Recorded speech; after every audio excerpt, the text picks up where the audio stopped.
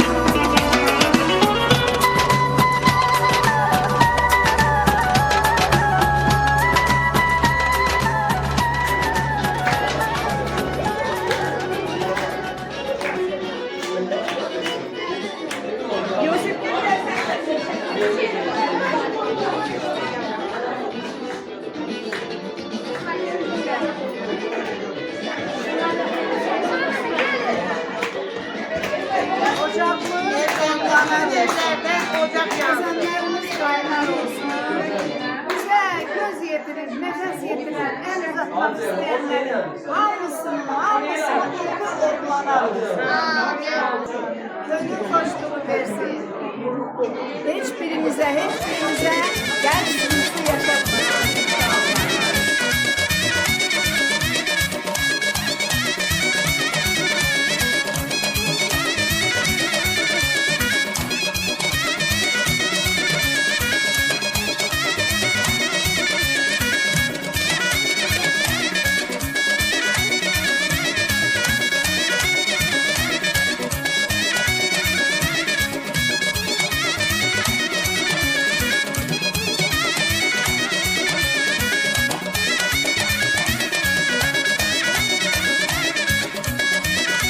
Aziz Hanım, biz size çok teşekkür ederiz. Bildiği gibi böyle güzel bir tedbir hazırlamışsınız. Bəli, tədbirin hazırlığı, amma buna səbəb bizə yurdumuza baharın gəlməsidir. Ən gözəl bayramımız olan Novruzun gəlməsidir. Bəli, Novruz bayramıdır.